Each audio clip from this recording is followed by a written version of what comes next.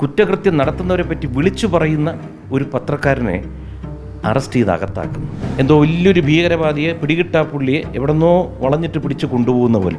ഇതിൻ്റെയൊക്കെ ആവശ്യം എന്താണെന്ന് പിടികിട്ടുന്നേ ഇല്ല. സന്തോഷിപ്പിക്കാനും സുഖിപ്പിക്കാനും വേണ്ടി ചെയ്യുന്നൊരു നടപടി മൂലം ഒന്നടങ്കം പോലീസ് സേനയ്ക്ക് അപമാനം വിളിച്ചു വരുത്തുകയാണ്. ഇത് രാഷ്ട്രീയത്തിന് അതീതമായി ചിന്തിക്കണം. കാരണം വെച്ച് കഴിഞ്ഞാൽ എന്താണ് പുള്ളി ചെയ്തിരിക്കുന്ന തെറ്റെന്ന് ഇപ്പോഴും പലർക്കും മനസ്സിലായിട്ടില്ല. പിണറായി ഭരണത്തിന് പല തകരാറുകളുണ്ട്, ഇത് നമ്മൾ തിരുത്തേണ്ടതാണ്. അത് രാഷ്ട്രീയ സ്റ്റേറ്റ്മെൻറ്റ്സ് ഉണ്ട്, അല്ല പത്രക്കാർ പറയും. ഇതിനൊക്കെ പറയാനുള്ള സ്വാതന്ത്ര്യം നമ്മുടെ നാട്ടിലുണ്ട്. ഒരു മോശം സ്ക്രിപ്റ്റ് ആരും എഴുതി കൊടുത്ത പ്രകാരം കൊണ്ടുപോയി പൊളിഞ്ഞ് പപ്പടമായി. ഷാജൻ്റെ ടൈം നല്ല ടൈം, ഇതിൽ കൊള്ളൊന്നും പറയാനില്ല. എന്നോടൊപ്പം BJP നേതാവ് ശ്രീ കൃഷ്ണകുമാറാണുള്ളത്.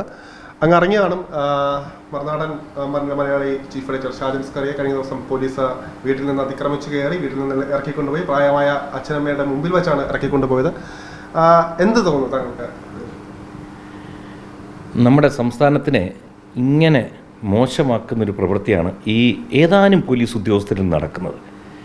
കാരണം എനിക്ക് പോലീസുകാരെ വലിയ ഇഷ്ടമാണ്. പോലീസായാലും പട്ടാളമായാലും യൂണിഫോമിലുള്ളവരാണ്. അവർ ഉള്ളതുകൊണ്ടാണ് നമ്മളെല്ലാം സ്വസ്ഥമായിട്ട് ജീവിച്ചു പോകുന്നത്. പക്ഷെ എന്ത് പറ്റുമെന്ന് വെച്ച് കഴിഞ്ഞാൽ നമ്മുടെ നാട്ടിൽ ധാരാളം ക്രൈം ആക്ടിവിറ്റീസ് ഇന്ന് കൂടിക്കൊണ്ടിരിക്കുകയാണ്. അവരെ ഒന്നും ചെയ്യാതെ അഴിച്ചു വിട്ടിരിക്കുന്നു. എന്നാൽ കുറ്റകൃത്യം നടത്തുന്നവരെ പറ്റി വിളിച്ചു പറയുന്ന ഒരു പത്രക്കാരനെ അറസ്റ്റ് ചെയ്ത് അകത്താക്കുന്നു.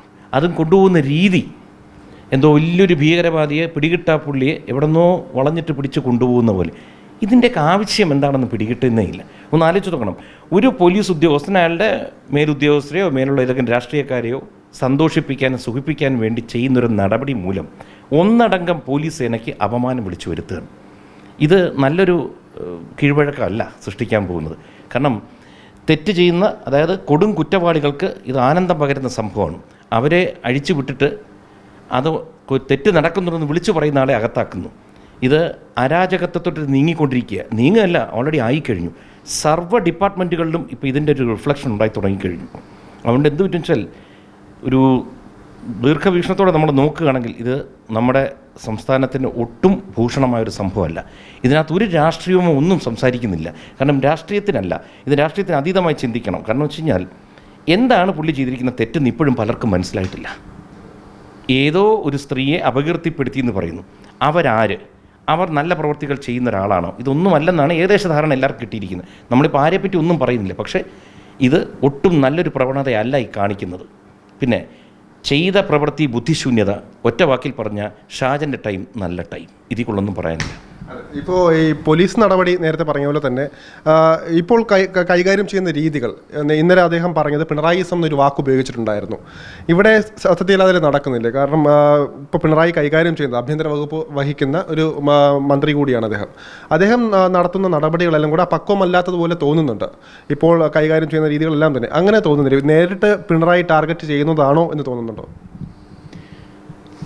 അല്ല, ഇതിനകത്ത് കാരണം എന്നറിയോ, സ്വാഭാവികമായിട്ടും മുഖ്യമന്ത്രിയായിട്ടിരിക്കുന്ന പിണറായി ആകുമ്പോഴത്തേക്ക് അദ്ദേഹം ആഭ്യന്തര വകുപ്പും കൈകാര്യം ചെയ്യുമ്പോഴത്തേക്ക് അദ്ദേഹത്തെ പറ്റിയല്ലേ പറയാൻ പറ്റൂ. അദ്ദേഹത്തിൻ്റെ നേരിട്ടുള്ള കീഴിൽ വരുന്ന ഉദ്യോഗസ്ഥനല്ലേ ഇത് ചെയ്യുന്നത്. അപ്പോൾ ഇതിപ്പോൾ പുള്ളി പറഞ്ഞിട്ടാണ് എന്ന് നമ്മൾ പറയുന്നില്ല. പക്ഷേ ഇതിൻ്റെ ഉത്തരവാദിത്തം പുള്ളിയിലോട്ട് വരുന്നത് കൊണ്ട് പോലീസിന് ശക്തമായി ഇത് കൊടുക്കണം. കൃത്യമായ നല്ല രീതിയിൽ പ്രവർത്തിക്കാനുള്ള നിർദ്ദേശങ്ങൾ പോകേണ്ടത് എവിടെ നിന്നാണ്? അദ്ദേഹത്തിൽ നിന്നാണ്. പിന്നെ അദ്ദേഹത്തെ പറ്റി പറഞ്ഞുകൂടുന്നൊന്നുമില്ല. മുഖ്യമന്ത്രിയെ പറ്റി പറയാം. ഇപ്പോൾ അങ്ങനെയാണെങ്കിൽ പ്രധാനമന്ത്രിയെ പറ്റി പറഞ്ഞു കഴിഞ്ഞാൽ പിടിച്ചങ്ങ് ഇങ്ങനെയാണ് കൊണ്ടുകൊണ്ട്. ശരിയാണ്, തെറ്റായ രീതിയിൽ വളരെ മോശമായി മുഖ്യമന്ത്രിയോ ഏത് മന്ത്രിയെ പറ്റി പറഞ്ഞാലും തെറ്റാണ്. പക്ഷേ ഇതൊക്കെ ഒരു ഫ്രീഡം ഓഫ് സ്പീച്ച് എന്നൊക്കെ പറയുന്ന സംഭവം ഉണ്ടല്ലോ, അതിൻ്റെ ഭാഗമായിട്ട് വരുന്നുള്ളൂ. അല്ലാതെ ഞാനാണെങ്കിൽ എന്തിപ്പോൾ ഞാൻ ഇവിടെ നിന്ന് പറയുന്നു പിണറായി ഭരണത്തിന് പല തകരാറുകളുണ്ട്, ഇത് നമ്മൾ തിരുത്തേണ്ടതാണ്. അത് രാഷ്ട്രീയ സ്റ്റേറ്റ്മെൻറ്റ്സ് ഉണ്ട്, അല്ല പത്രക്കാർ പറയും. ഇതിനൊക്കെ പറയാനുള്ള സ്വാതന്ത്ര്യം നമ്മുടെ നാട്ടിലുണ്ട്. ഇതിനൊക്കെ പിടിച്ചകത്താക്കുക, ഇത്തരം അതും പ്രായം ചെന്ന മാതാപിതാക്കളുടെ ഭക്ഷണം കഴിച്ചുകൊണ്ടിരിക്കുമ്പോൾ രാത്രി ഇടിച്ചു കയറി വസ്ത്രം പോലും ധരിക്കാൻ അനുവദിക്കാതെ കൊണ്ടുപോകുക എന്ന് പറയുന്നത് ഒട്ടും ശരിയായ നടപടിയല്ല. ഇത് വളരെ ക്രൂരമായ സംഭവമാണ്. ഇത് ഭാരതത്തിലാണ് നടക്കുന്നത്. നമ്മൾ ആലോചിക്കണം, ഇവിടെ എല്ലാ നീതി വ്യവസ്ഥയുള്ള നാടാണ്. അവിടെ ഇങ്ങനെ നടക്കുമ്പോൾ ഇത് ഞാൻ വീണ്ടും പറയുന്നു, ഇത് തെറ്റായ കീഴ്വഴക്കങ്ങളുണ്ടാക്കും. വരാൻ പോകുന്ന മന്ത്രിസഭകളും വരാൻ പോകുന്ന ഭരണകൂടങ്ങളും ഒക്കെ ഇത് വെച്ച് മുകളിലോട്ട് പോകാൻ തുടങ്ങിക്കഴിഞ്ഞാൽ വളരെ മോശം അവസ്ഥയിലേക്ക് നീങ്ങേണ്ടി വരും. നമുക്കൊക്കെ സ്വസ്ഥമായിട്ട് ജീവിക്കാൻ പറ്റാതെ വരും. അതുകൊണ്ട് ഇതിനൊക്കെ ഇപ്പം തന്നെ ഇതിൻ്റെ മുകളിലുള്ളവർ, രാഷ്ട്രീയ നേതാക്കൾ അല്ലെങ്കിൽ ഭരണത്തിലിരിക്കുന്ന മന്ത്രിമാരും പോലീസിൻ്റെ ഉന്നത ഉദ്യോഗസ്ഥരും ഇതൊക്കെ ചർച്ച ചെയ്യണം. ഇതൊക്കെ വളരെ ബാലിശമായ നടപടിയായിപ്പോയി. ഒരു മോശം സ്ക്രിപ്റ്റ് ആരും എഴുതി കൊടുത്ത പ്രകാരം കൊണ്ടുപോയി പൊളിഞ്ഞ് പപ്പടമായി പോയി.